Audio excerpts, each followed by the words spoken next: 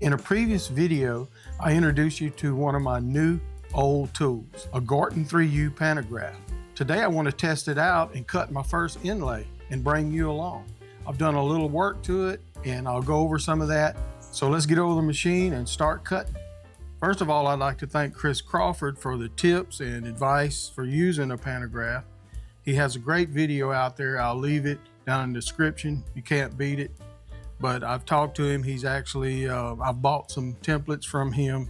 But anyway, I wanted to go over a few things that I've done to get it ready to test out.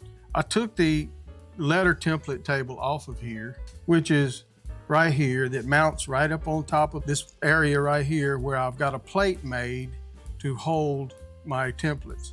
I couldn't make anything that would work in here because this particular machine, the stylus was too low or the table's just too high and I can't lower or raise that. So I had to make this plate that would get down lower.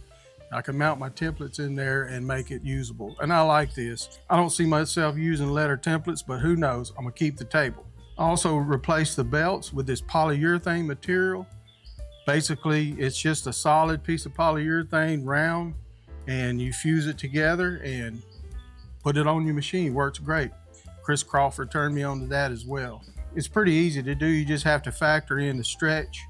I think it's like a 5% or so stretch. I also replaced a dust guard here with some rubber, and I've made some T-nuts that will help hold down material. I plan to put a magnetic chuck here and use that, but for now this is what I've got. I've actually made some holders here for the templates. Also had to make a new stylus.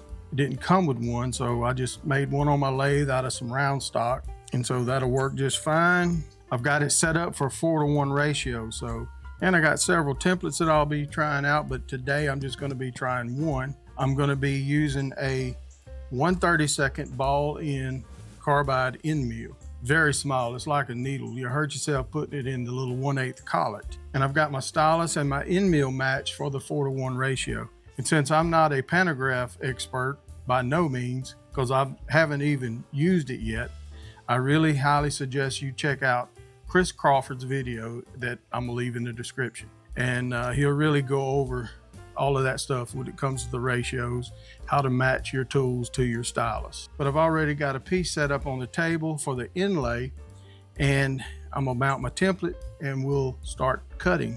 I'll go over some more things when we get over here about operating the machine.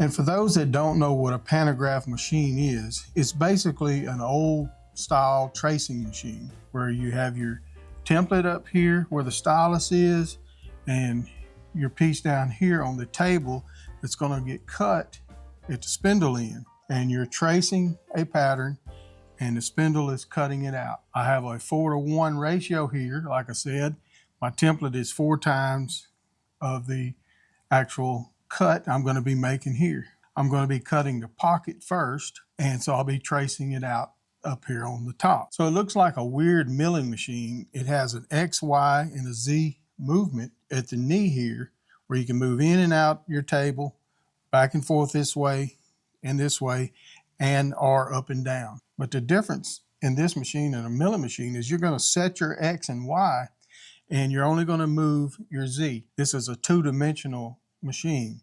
Now there are 3D pantographs where you actually can move the stylus and trace out a 3-dimensional pattern. This is not that kind of pantograph. So once I get my XY set, all I'll be doing is moving up and tracing at the top as the spindle moves around the template. So first thing I want to do is set my X and Y, and then we will start doing our cutting.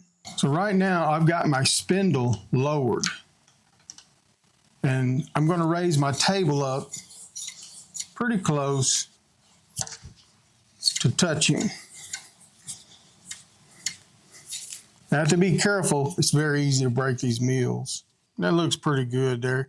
Probably wasting more than I should, but So when I do that, I'm gonna just take this handle off because I'm not gonna move the X and Y anymore. All I'll do now, from now on, is move the Z-axis up as I make the cuts. I will lower it down till I touch off, trace it around, and I'll be cutting in about 10 thousandths at a time.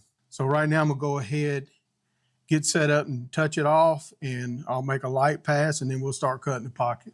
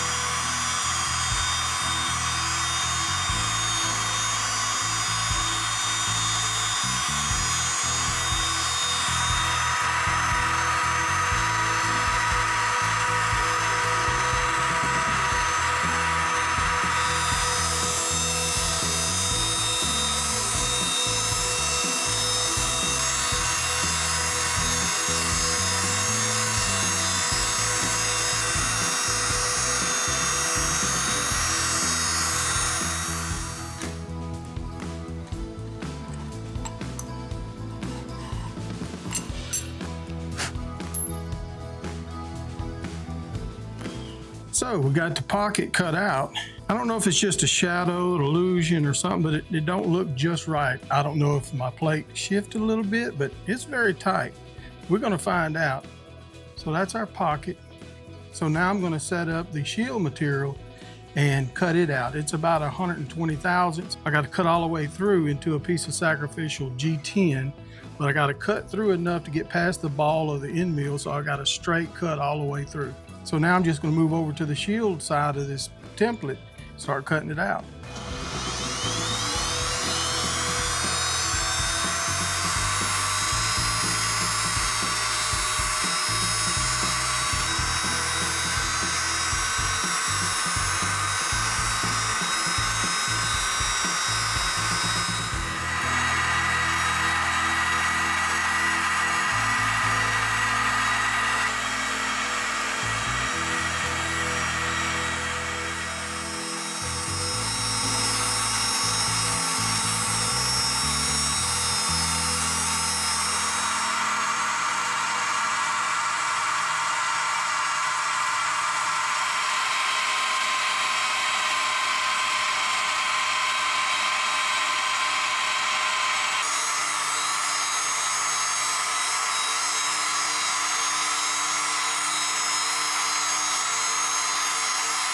All right, I've learned my lesson on my first test run of the Pantograph. Got my pocket cut, started cutting my shield, and as I'm cutting my shield, I'm adding cutting fluid there to help cut the steel better. And what happened is, instead of using super glue to hold down my part like Chris Crawford suggests, I used some spray adhesive and jammed my T-nuts up against it and braced it up to hold it. Well, it holds the part just fine until you cut through it.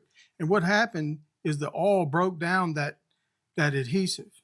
And when I cut through, it went flying, broke my cutter. And so, I didn't have any super glue at the time. I've got some now. I will be super gluing the next one because I spent a good hour looking for this little bitty cross.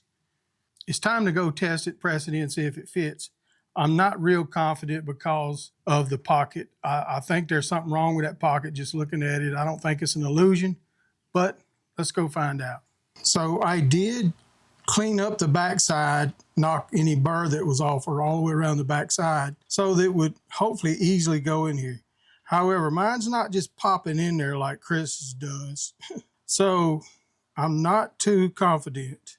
If you drop this thing, you almost have to get 3 hound dogs to try to find it. All right, I got it pretty even there. And we're gonna try to press it in there.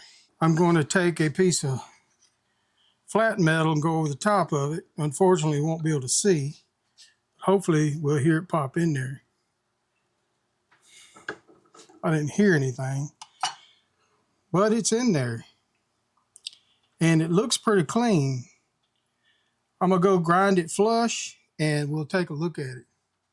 So I did pop it back out and super glue it in before I went and ground it. I now have super glue. That's what I should have had to begin with, and I wouldn't have lost a $15 end mill. Just to show you these end mills, you're talking about what looks like a needle. I don't know if you can see that. Very small. So they're easy to break, but I'm definitely not a pantograph expert yet. I will refer you to Chris Crawford and those guys out there. I mean, he's got a good video out there. Not many do. I still don't understand what happened with the pocket. I have a very small gap there.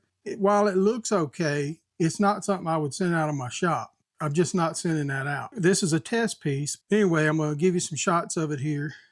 And also be on the lookout for the Apocalypse Challenge that's coming up next month. Working on that video right now. I've been working on it a lot. I think it turned out okay.